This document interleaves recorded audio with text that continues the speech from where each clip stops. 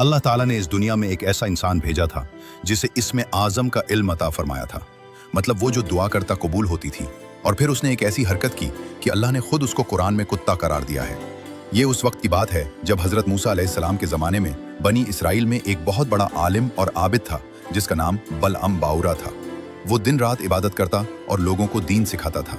जब हज़रत मूसा अलैहिस्सलाम अपनी कौम के साथ मिस्र से निकलकर फ़लस्तीन की तरफ आए तो रास्ते में एक इलाके बल्का से गुजरे। वहाँ एक जालिम बादशाह बल्क हुकूमत करता था। बादशाह ने जब सुना कि मूसा की कौम बहुत ताकतवर है, समंदर उनके लिए फट गया था, तो बादशाह खौफजदा हो गया और बलम के पास आया। उसने ढेरों सोना, चांदी, जायदादें और तोहफे बलम के सामने रखे और कहा, मूसा की कौम के खिलाफ बद्दुआ करो, ये तमाम दौलत तुम्हारी हो जाएगी। बलम ने रात को अल्लाह से दुआ की। अल्लाह ने ख्वाब में मना फरमाया, मूसा मेरा बंदा है, उनके खिलाफ बद्दुआ न करना। सुबह बलम ने इनकार कर दिया, लेकिन बादशाह मजीद दौलत लेकर आया। बलम का दिल ललचा गया। बीवी और बच्चे भी दबाव डालने लगे। बलम ने दोबारा दुआ की, लेकिन इस बार दिल में दौलत की मोहब्बत थी। अल्लाह ने आजमाइश में इजाजत दे दी। अगले दिन बलम अपनी गधी पर सवार होकर एक पहाड़ की चोटी पर गया, जहां से बनी इसराइल का पूरा कैंप नजर आता था। जब बलम ने इसमें आजम पढ़कर बद्दुआ शुरू की तो इंतहाई अजीब बात हुई।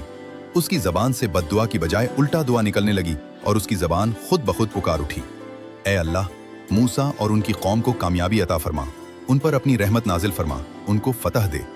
उसने दोबारा कोशिश की, फिर तीसरी बार, मगर हर बार उसकी जबान से मूसा अलैहिस्सलाम के हक में दुआएं निकलती रहीं। अल्लाह ने उसकी जबान को पलट दिया था। और फिर बलम ने शैतानी तदबीर सोची। उसने बादशाह से कहा, खूबसूरत औरतों को बनी इसराइल के पास भेजो, जब वो गुनाहों में मुब्तला होंगे तो उन पर अल्लाह का अजाब आएगा। और यह मंसूबा कामयाब हुआ। कुछ लोग फितने में फंस गए, ताउन की बीमारी फैल गई और 24,000 लोग हलाक हो गए। अल्लाह ताला ने कुरान पाक में सूरतुल आराफ में बलम को कुत्ते की खासियत वाला कहकर जिक्र फरमाया है, जिसका मतलब यह है कि कुत्ता हर हालत में अपनी जबान लटकाए रखता है। भूखा हो या पेट भरा हो, गर्मी हो या सर्दी, हर वक्त उसकी जबान बाहर निकली रहती है।